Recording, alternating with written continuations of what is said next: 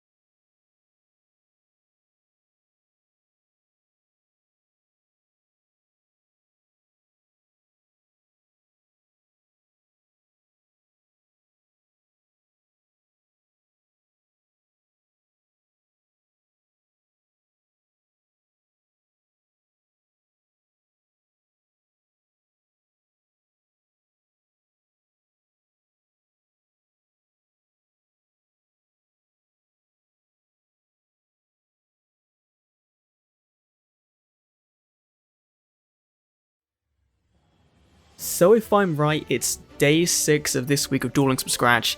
There were no channel members, but thank you for the support on the last episode. I know we did put it out, a couple of weeks delayed, but it's still doing pretty well, so big thank you to you guys for the support on that one. Now, as I said last week, today's episode is going to be a bit different. We're going to be taking the standard day-by-day approach and throwing it out the window, because this week there was a lot of PvP, and if you know what's been going on in Duel Links, there's not really been much in the way of PvE, to the point where I've not really felt the need to focus on different things per day, so it's kind of just been, you know what, we'll play PvP, see what happens, get some gems, and then today, open some packs, and go in for some live duels, of course. Now, let's talk about what's new in Duel Links, because there are some pretty big things that will be impacting our deck going forward into the next few weeks. So first of all, we have 2 new events live. The Igami event, roaming event, that's fine. Easy enough, build a vanilla deck, shove in Vassal, it's all good. And we have the Kali Carmine Duel Links Spotlight event, which is really nice because you get to every day pretty much just grind gems out, and it's all passive. You don't need to kind of worry about this event, you can just put it on the background, keep dueling in PvP, PvE, and you'll slowly over time unlock Kali and unlock gems and unlock, new cards, new skills, that kind of thing. So it's a very nice event for this week where we've just been doing PvP. So honestly not bad. Now, one tip, if this event won't be live by the time this goes up, but if you ever get a gem mission, be sure to share it with other players, because then everyone else gets gems, everyone gets more gems, that kind of thing. Now, let's talk about the big thing, and that is the Banlist. Now, you would have seen already in this video, there'll be some gameplay in the middle of the screen. There'll be from different days. I'll try and work out what days it will happen on, so you kind of have got some of the progression of our account. So we do have a new Banlist in Duel Links, and you will know that Magician of Dark Illusion is going back to 3, so it's joining Cosmic on that list, which is fine. We can still run one of them, but Magician's Rod is going to 2. And so that means we can't run Treacherous Trap Hole in our deck, so that SR Dream ticket was kind of a waste, and you'd have seen in some of the PvP duels. It's been a pretty big help in winning some games early on when our deck is so inconsistent. Now, in a normal Dimension deck, that wouldn't be so much of an issue, because you have 3 Circle, you have 2 Rods now, and so you still have a good amount of consistency. In our deck, we now have 1 less Rod, which means we now have 3 copies of Circle, basically, instead of 4. So, we're missing quite a bit of consistency when our deck does update to the new ban list, and at that point, we kind of have to decide, what do we do? Do we stick as we are right now and go down the Synchro route, or do we tech in, we all have Optimize in there, do we go and buy the EX deck to get a Dark Cavalry to give us some form of negation, which Might not be a bad idea. Or do we add in, I think we will add in a Dark Magic Curtain or two. We can get one of them from Arcane, I believe another one is from a Dream ticket or a UR ticket, maybe a rank ticket.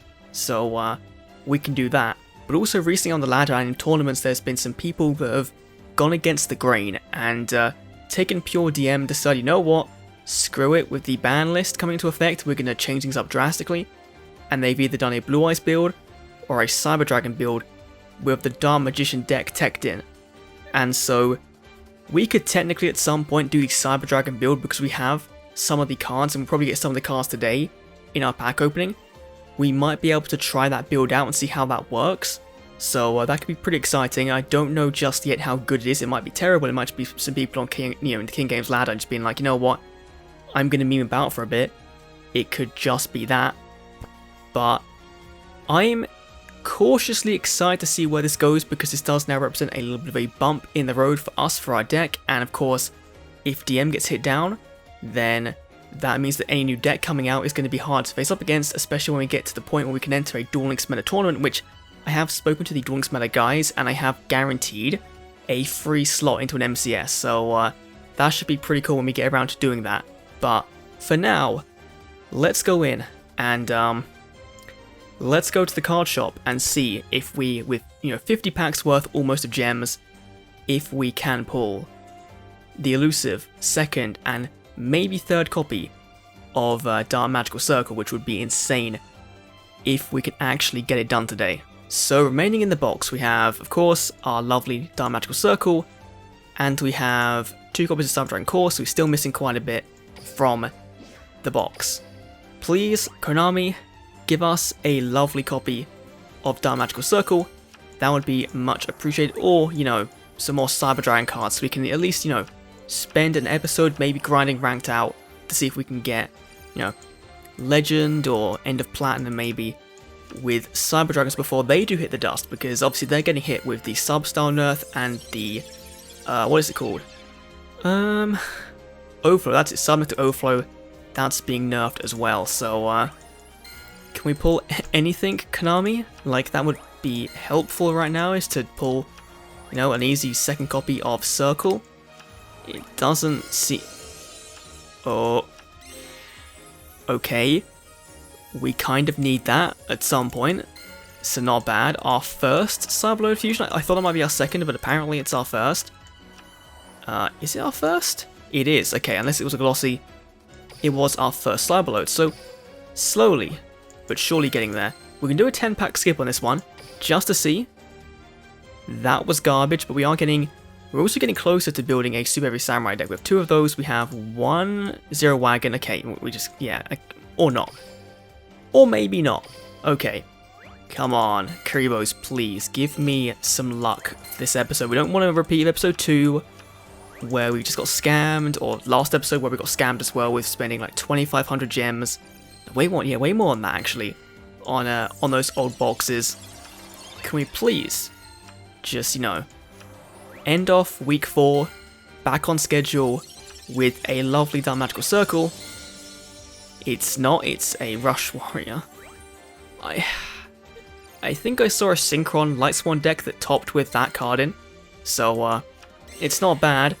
Dragon Duo would be pretty good if we had a Chaos deck, but we don't, obviously.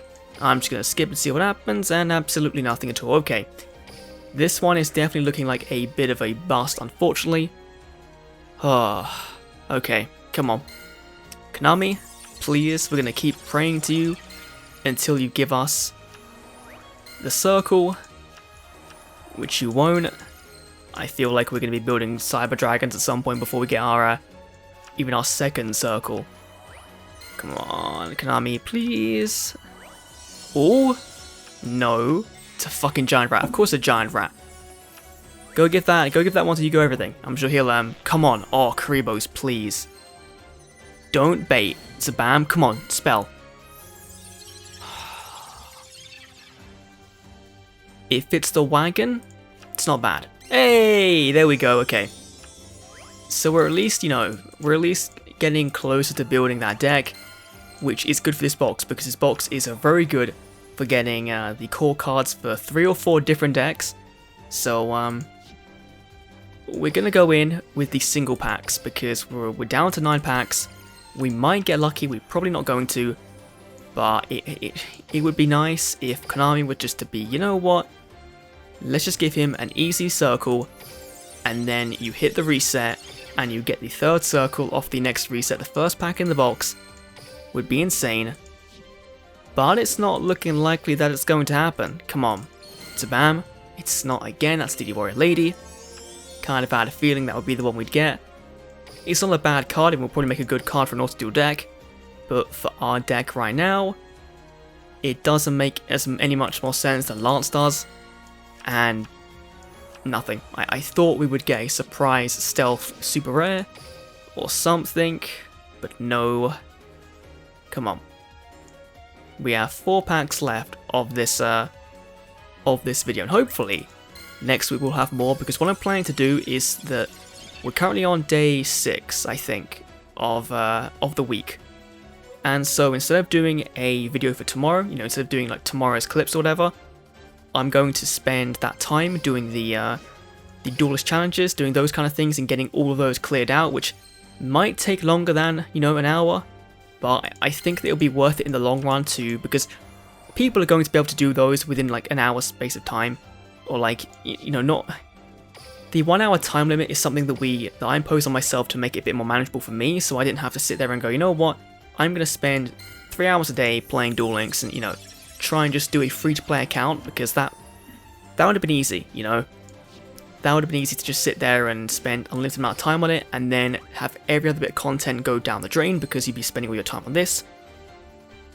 Just like our gems went down the drain by not getting any of this. So what we'll do on tomorrow's part of the episode, we'll just, you know, do some stuff off camera, get some gems, and now to end off this really weird week of Duel Links From Scratch, we're going to go in with our deck to PvP. I think we're in silver rank 7,